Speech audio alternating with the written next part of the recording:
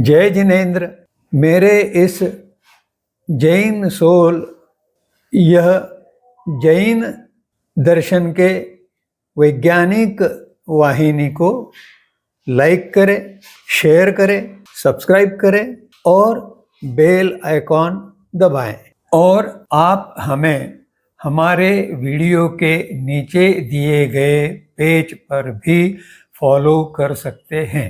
जय जिनेन्द्र। जैन दर्शन में अध्यात्म विज्ञान का विस्तार करते हुए अन्य जो विज्ञान आवश्यक थे उनका भी यथास्थान आवश्यक उतना विवेचन किया गया है। इस कारण जैन अध्यात्म विज्ञान में बहुत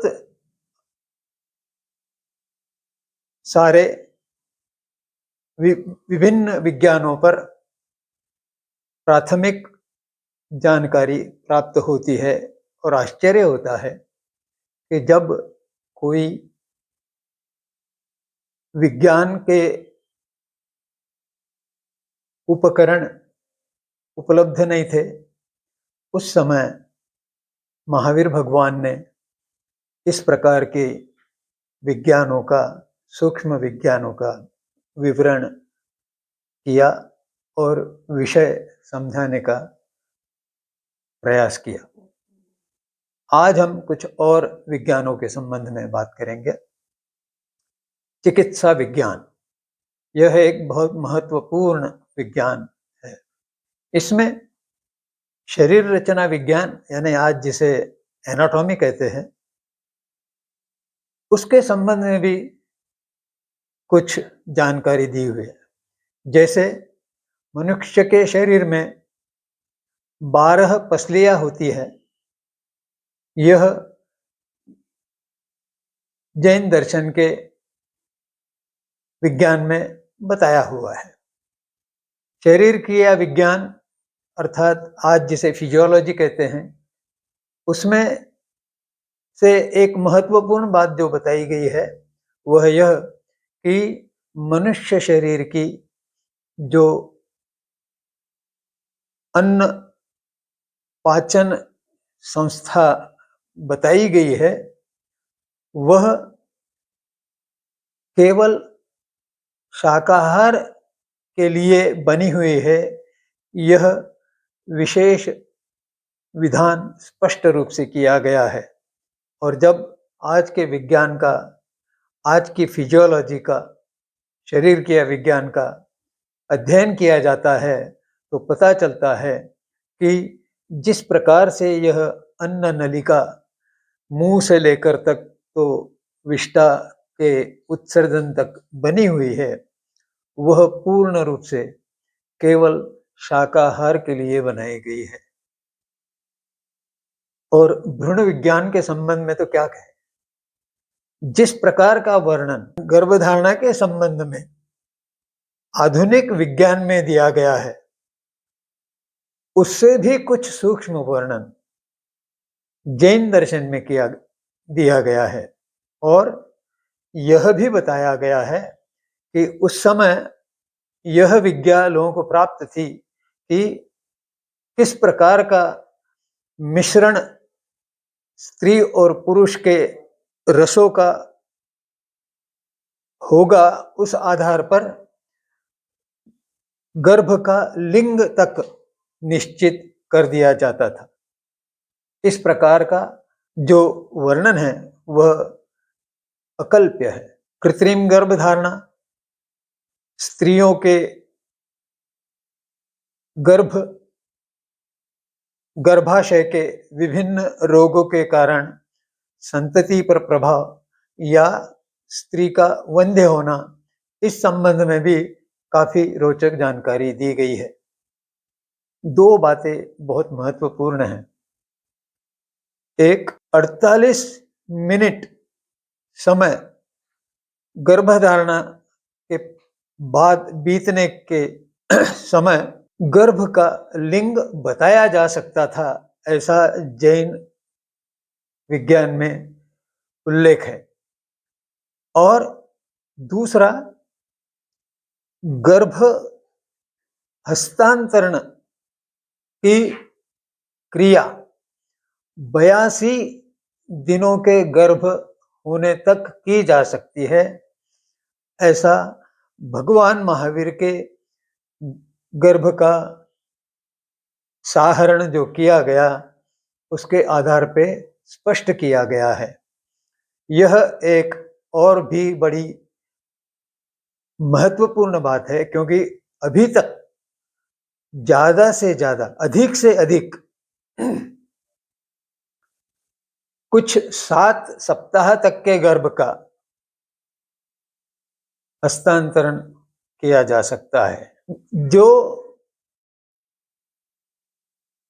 पति पत्नी या परिवार संतति की अपेक्षा करते हैं, तो उसके लिए घर में, परिवार में कैसे व्यवहार, कैसा आचरण रखा जाना चाहिए, इसके संबंध में, और गर्भवती स्त्री के लिए किस किस प्रकार का आहार हो, और पति पत्नी के आरोग्य का किस प्रकार ध्यान रखा जाए, इस संबंध में भी काफी स्पष्टता से उल्लेख किया गया है।